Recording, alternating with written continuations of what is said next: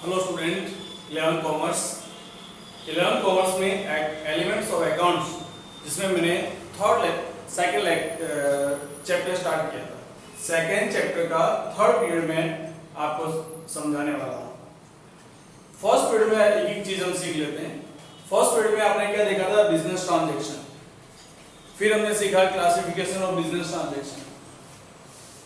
फिर उसके बाद हमने classification of business transaction, that means economic, non economic. फिर इकोनॉमिक ट्रांजैक्शन के हमने क्लासिफिकेशन देखे। क्या देखे classification? Economic transaction, those credit transaction, cash transaction and credit transaction. Which type of transaction? Transaction of assets, goods and services, and then non-economic transactions. Non-economic transactions कौन से होते हैं? Those transactions are not measured by money. It is called non-economic transactions, and non-economic transactions are not recorded in book of accounts. चलो, अब हम real accounts की तरफ जा रहे हैं। ध्यान रखना, जो बिजनेस में ट्रांजैक्शन, आप वो चीज देखने जा रहे हैं जो आपने रेगुलर लाइफ में देखी नहीं है। बराबर, ट्रांजैक्शन आपने सुना है, भाई इतना खरीदा, इतना बेचा, सेल्स परचेज सब सुना है। अब आपके सामने ट्रांजैक्शन आ रहे हैं। पहली चीज मैं आपको समझा चुका हूं कि हम कौन है यहाँ पे? Owner of the business. हम कौन है यहाँ पे?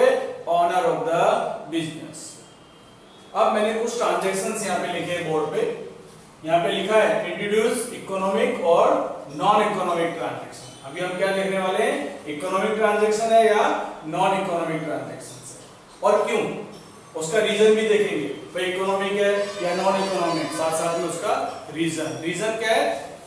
भाई फर्नीचर परचेज ऑफ ₹5000, बराबर, हमने 5000 रुपए का फर्नीचर खरीदा। इससे हमारे बिजनेस पे क्या इफेक्ट होगी? पहली चीज क्या बताने का, इकोनॉमिक है कि नॉन इकोनॉमिक? क्योंकि देखो, दोनों की मैंने स्पेसिफिक डेफिनेशन आपको बताया। सबसे पहले सब में आपको यही समझना है कि वो जो ट्रांजैक्शन होने वाला है या हो रहा है, वो ट्रांजैक्शन इकोनॉमिक है या नॉन इकोनॉमिक। इकोनॉमिक ट्रांजैक्शन कौन से होते हैं? Economic transaction, those transactions are measured by money. जिस ट्रांजैक्शन में मनी आता है, मनी आता है मतलब आ जाता है, आपके पास में आ गया, आपके पास पैसा है, आपने गुड्स दिया, दैट मींस आपके पास पैसा है, आपने सर्विस प्रोवाइड की, दैट मींस इकोनॉमिक ट्रांजैक्शंस।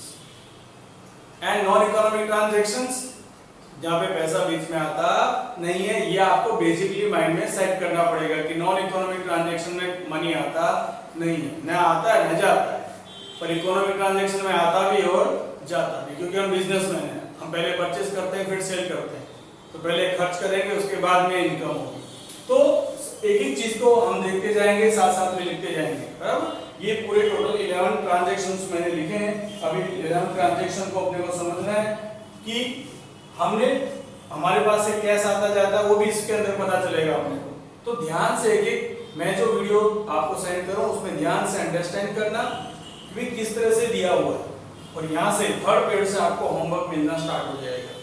ठीक है, तो इस चीज को ध्यान से अंडरस्टैंड करो। सबसे पहला ट्रांजैक्शन अपना दिया है फर्नीचर परचेज ऑफ ₹5000। 5000 रुपए का फर्नीचर खरीदा। तो खरीदा तो कौन सा ट्रांजैक्शन हुआ? ये इकोनॉमिक ट्रांजैक्शन। अब रीजन में क्या लिखोगे? आपके पास से क्या गया? कैश। Cash paid. क्या किया? किस लिए पे किया आपने?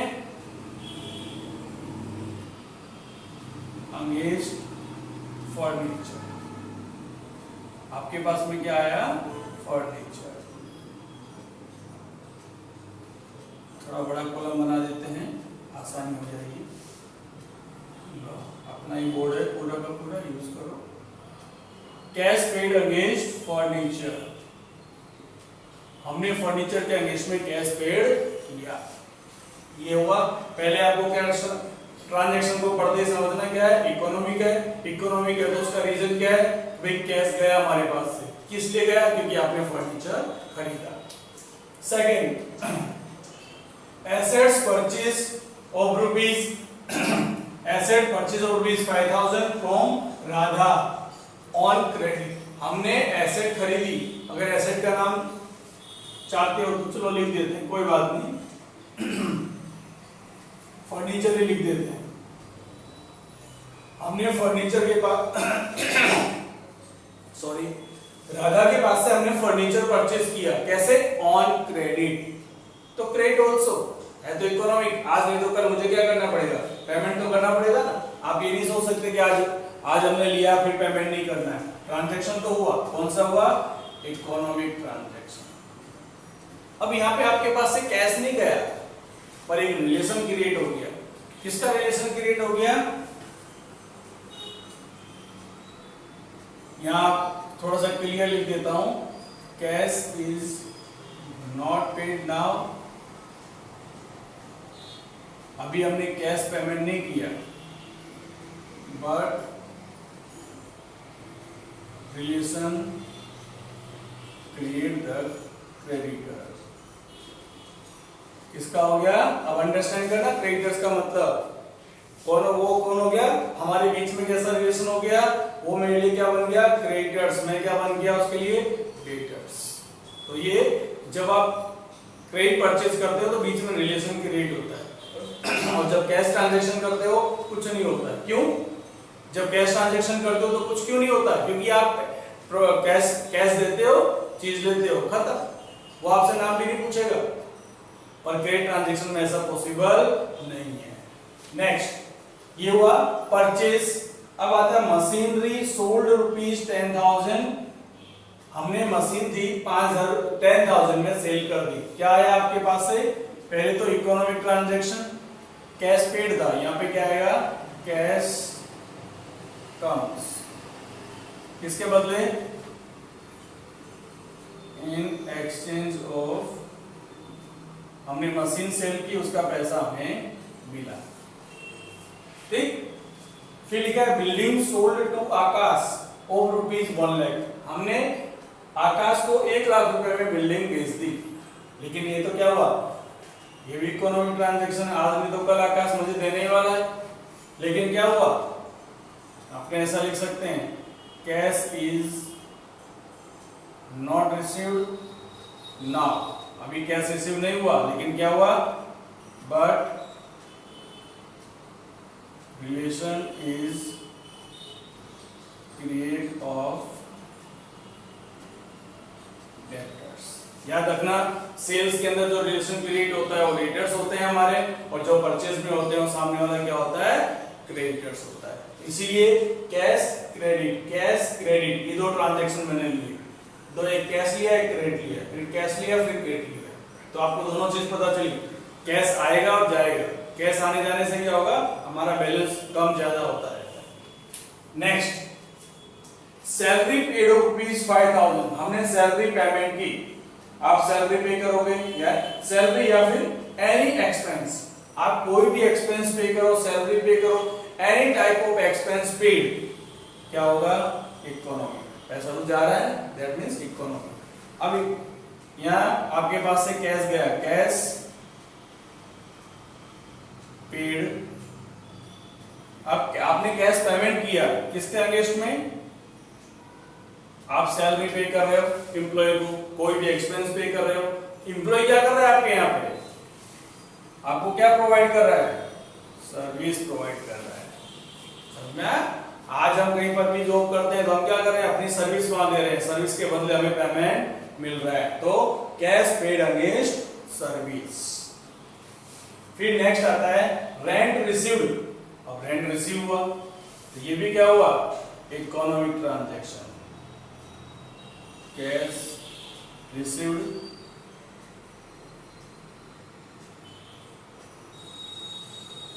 अगेंस्ट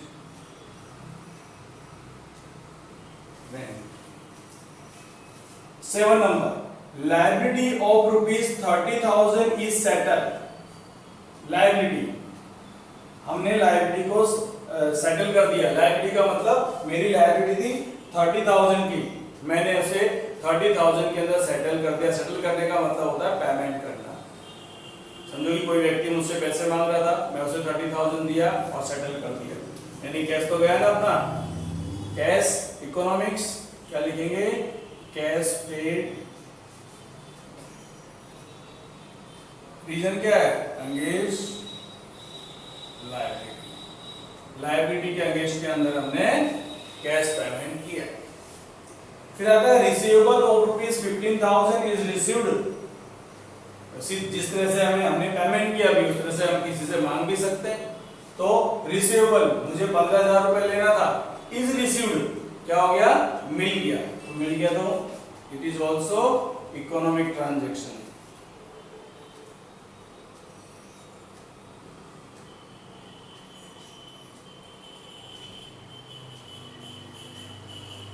कैश रिसीव्ड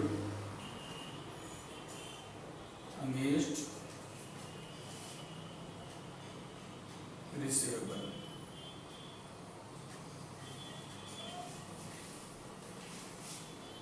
ठीक है, तो ये आप सोच रहे हो कि सर सारे इकोनॉमिक ट्रांजैक्शन सिखा रहे हैं, नॉन इकोनॉमिक तो है, क्योंकि नॉन इकोनॉमिक गिने चुने ट्रांजैक्शन होते हैं जिसमें कैश नहीं होता है। हमें सीखना क्या है, मेन इकोनॉमिक ट्रांजैक्शन ही सीखना है। यही ट्रांजैक्शन सबसे इंपॉर्टेंट है जो बिजनेस में होते रहते हैं। पहले दो परचेज, फिर आपने देखे सेल्स, फिर एक्सपेंस, ये एक्सपेंस आ गया, इनकम आ गया। मैंने आपको हर टाइप के ट्रांजैक्शन आपको दिखा दिए। ये आपने देखा परचेज का, इतने छोटे से सम के अंदर मैंने दोनों चीज को ले लिया। ये आपने देखा सेल्स, ये आपने देखा एक्सपेंस, ये आपने देखा इनकम।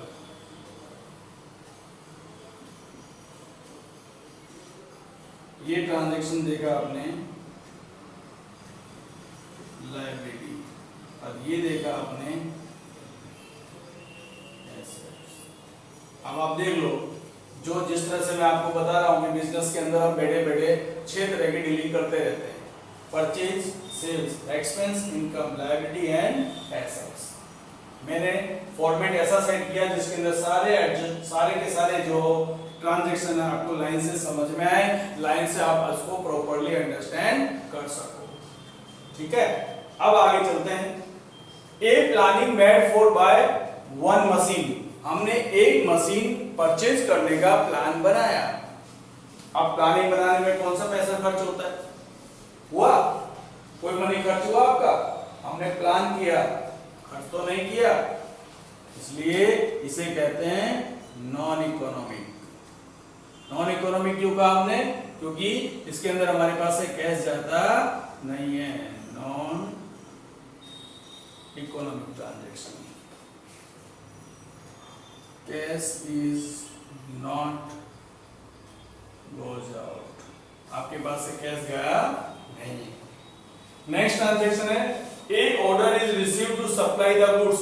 मुझे फोन आया, बराबर, मैं एक बिजनेसमैन हूं, मुझे फोन आता है कि आपको इतना गुड्स सप्लाई करना है, तो मैंने गुड्स सप्लाई थोड़ी किया, मुझे ऑर्डर मिला। It is also non economic transaction. Cash is not received. और लास्ट में आया telephone bill paid by cheque of ₹1000। क्या लिखा है? Telephone bill paid by cheque of ₹1000। ठीक, टेलीफोन बिल पे किया, दैट्स द इकोनॉमिक ट्रांजैक्शन। आप इसको नॉन इकोनॉमिक नहीं कह सकते, इकोनॉमिक ट्रांजैक्शन। क्या किया? पेड बाय बैंक, बैंक के थ्रू हमने किया, पेड बाय बैंक अगेंस्ट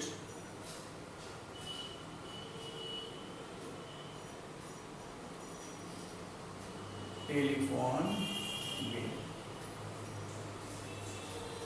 तो सबसे इंपॉर्टेंट ट्रांजैक्शन के अंदर क्या होता है कि आज कोई भी चीज आप अंडरस्टैंड कर रहे हो तो अंडरस्टैंड करते समय ट्रांजैक्शन क्या है उस ट्रांजैक्शन को आपको बारीकी से समझना पड़ेगा, तभी उस ट्रांजैक्शन पे आप अपना माइंड अप्लाई करोगे। आपके पास कैश आ रहा है, जा रहा है, बराबर कि नहीं? आ रहा है कि नहीं आ रहा है, आ रहा है कि जा रहा है, मतलब वो दोनों चीज आपको अंडरस्टैंड करनी पड़ेगी।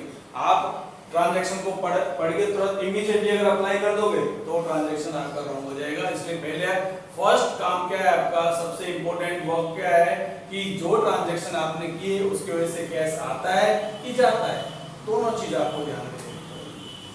कैश इंक्रीज हुआ, अब आगे नेक्स्ट टॉपिक में आपको सिखाने वाला हूं, उसमें क्या आएगा कि भाई जो आपने किया, ठीक है, जो आपने ये फिलहाल अंडरस्टैंड कर लिया कि भाई ट्रांजैक्शन इकोनॉमिक है या नॉन इकोनॉमिक, वो पता चल गया।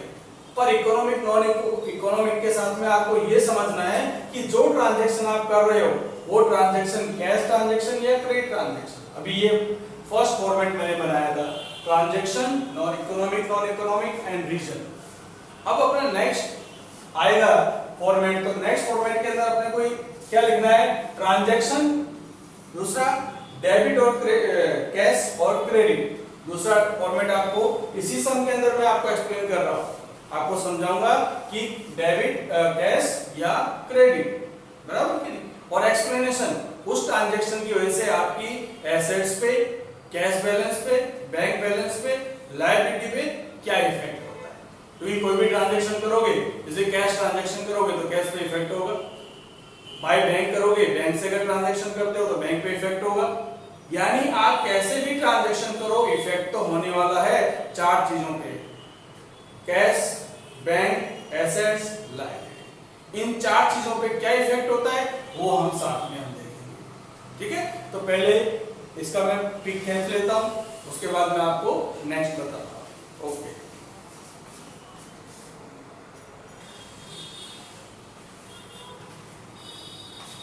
हेलो स्टूडेंट, अभी कंटिन्यू पीरियड है हमारा। अब मैं नेक्स्ट टॉपिक बताने जा रहा हूं। आपने देखा होगा वही ट्रांजैक्शन मैंने लिखे हुए हैं, कोई ट्रांजैक्शन में चेंज नहीं किया। अब हमारा एक्सप्लेनेशन अगला क्या होगा, कैश एंड क्रेडिट। ये जो ट्रांजैक्शन कैश है या क्रेडिट है वो आपको पहचानना है, और उस ट्रांजैक्शन की हमारी कैश पे क्या इफेक्ट होगी। मैंने इसलिए लिखा है explanation about cash.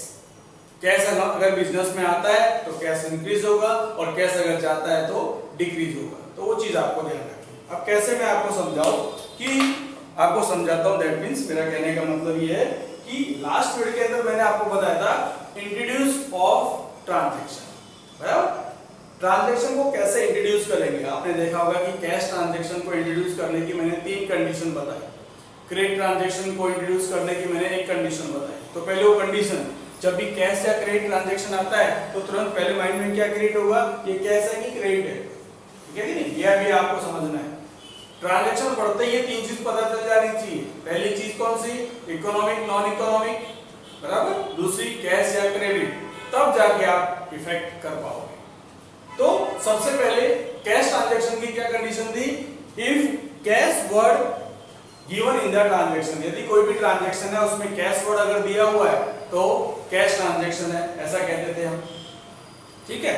If cash and name of the party both are given then it is also see क्या, cash transaction. And second, name of the party and cash word both are not given, it is also cash transaction. तो cash transaction की 3 condition है, और credit transaction की सिर्फ एक ही condition है, only name of the party is given. अगर name of the party given है तो उसे credit transaction करेंगे, ठीक है। तो मैं अब आपको एक्सप्लेन करूंगा, समझाऊंगा, और हमारी कैश पे क्या इफेक्ट होगी वो मैं आपको बताऊंगा। याद रखना, बिजनेस के अंदर कैश 2 चीजों से आती है, सेल्स और इनकम। बिजनेस में कैश आता कब है, सेल्स करने से, इनकम करने से, और जाता कब है, परचेज और एक्सपेंस। तो बेसिकली अगर थोड़ा हिंट भी याद रखोगे तो आप आराम से लिख सकते हो। चलो, पहला ट्रांजैक्शन दिया, फर्नीचर परचेज ऑफ ₹5000। अभी कैश ट्रांजैक्शन है कि क्रेडिट ट्रांजैक्शन है, तो पहली चीज कैश ट्रांजैक्शन। कैश क्यों, क्योंकि इस ट्रांजैक्शन के अंदर नहीं तो नेम ऑफ द पार्टी दिया हुआ है, नहीं कैश वर्ड दिया हुआ है। कैश और नेम ऑफ द पार्टी दो में से एक भी दिया हुआ नहीं है, इसीलिए क्या बन गया ये कैश ट्रांजैक्शन। अब हुआ क्या, आपने फर्नीचर परचेज किया तो फर्नीचर आया, पर गया क्या, अपने को यहाँ पे सिर्फ कैश पे इफेक्ट बताना है।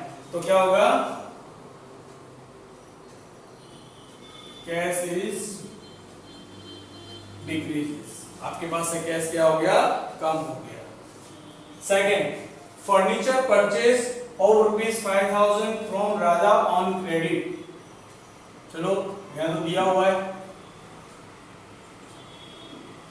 बराबर। हमने क्या दिया इसमें, इसको हमने क्रेडिट एज्यूम क्यों किया, क्योंकि उसमें स्पेसिफिक क्या दिया, only name of the party. ये तो कैश वर्ड दिया है, सिर्फ क्या दिया है, name of the party. Radha के पास से हमने फर्नीचर 5000 रुपए का खरीदा, तो ये ट्रांजैक्शन क्या हुआ, क्रेडिट। क्या लिखेंगे,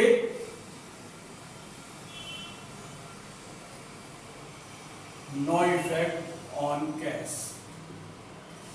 अभी तो कोई इफेक्ट नहीं हुआ ना, इसीलिए हमने क्या लिखा, नो इफेक्ट ऑन कैश, क्योंकि क्रेडिट है, आज पैसे तो मिले नहीं, पैसे मिलेंगे तब इफेक्ट होगा। तो आज की तारीख में no effect on cash. Machinery sold of ₹10,000, it is also cash transaction. क्यों कैश? क्योंकि name of the party and cash word both are not given. इससे क्या होगा, कैश इज इंक्रीज्ड। क्यों इंक्रीज हुआ? हमने मशीन सेल किया तो कैश आया हमारे पास से, तो कैश हमारा बढ़ गया। Building sold to Aakash of ₹10,000, building हमने सेल की आकाश को 1 लाख में, कौन सा हुआ, credit transaction.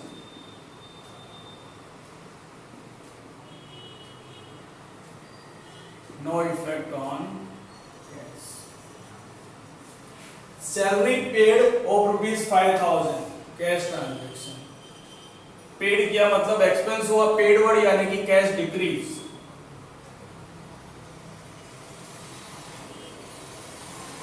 Rent receivable, receive मतलब आना, cash increase.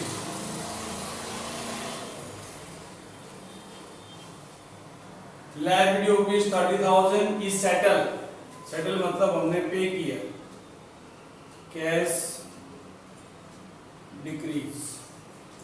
Receivable of ₹15,000 is received, received मतलब कैश आया अपने पास से।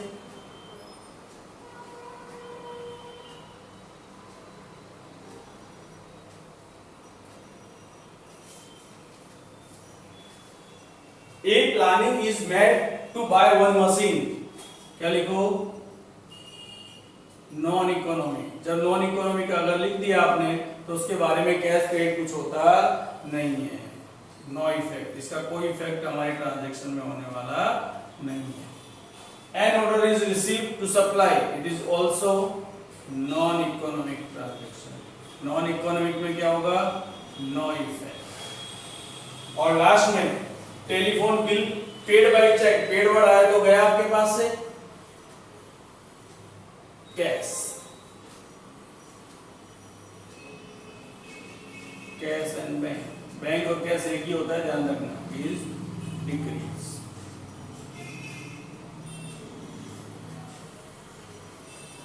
हम कैश पेमेंट करें या चेक पेमेंट करें, जाएगा तो पैसा हमारी जेब से जाएगा या हमारे बैंक बैलेंस से जाएगा। तो आज के पीरियड में हमने 2 टॉपिक सीखे, एक ट्रांजैक्शन लिए हमने, टोटल 11 ट्रांजैक्शन लिए। 11 ट्रांजैक्शन को लेने के बाद हमने पहले ये सीखा कि वो ट्रांजैक्शन इकोनॉमिक है या नॉन इकोनॉमिक, तो उसका रीजन हमने देखा। सेकंड हमने देखा कि वो ट्रांजैक्शन कैश ट्रांजैक्शन है या क्रेडिट ट्रांजैक्शन, तो उस ट्रांजैक्शन की हमारे अकाउंट पे, हमारे ट्रांजैक्शन पे क्या इफेक्ट होगी, हमारी कैश बैलेंस पे क्या इफेक्ट होगी। तो ये हुआ हमारा सेकंड टॉपिक। दैट मींस अभी आगे जाके तो सीधा ट्रांजैक्शन शुरू हो जाएंगे, इसलिए आपको बहुत ही अच्छे तरह से इसको समझना है कि एक ट्रांजैक्शन को कैसे इंट्रोड्यूस करेंगे। वो ट्रांजैक्शन अगर आपको इंट्रोड्यूस करना आ गया तो आपके लिए बिल्कुल आसान हो जाएगा। आगे ट्रांजैक्शन जैसे देखोगे आप ट्रांजैक्शन को देखते ही समझ जाओगे क्या करना है। और कुछ एंट्रीज मैं आपको बताऊंगा जो फिक्स हैं, कभी बदलती नहीं है, तो वो चीजें हमेशा याद रखने की, वो अपने नेक्स्ट पीरियड में आएगा। नेक्स्ट पीरियड अपना इंपॉर्टेंट, वेरी इंपॉर्टेंट ऐसी चीज में नेक्स्ट पीरियड में आएगी जिसे हम कहते हैं टाइप ऑफ अकाउंट, जो सबसे इंपॉर्टेंट है, बराबर कि नहीं, वो सीखेंगे तो ही अकाउंट की शुरुआत कर पाएंगे। अभी तक जो सीखना था सीख लिया, लेकिन अब आगे डेबिट क्रेडिट वाला रूल आने वाला है। तो डेबिट क्रेडिट का रूल तो आप तभी समझ पाओगे जब आपको टाइप ऑफ अकाउंट के बारे में नॉलेज होगा। तो नेक्स्ट पीरियड जो अपना बनेगा मोस्ट इंपोर्टेंट, ये अपना कौन सा था, थर्ड पीरियड, जिसमें हमने ट्रांजैक्शन को देखा, इकोनॉमिक है कि नॉन इकोनॉमिक, और दूसरा हमने देखा कि वो कैश ट्रांजैक्शन है या credit transaction. Okay, that's all.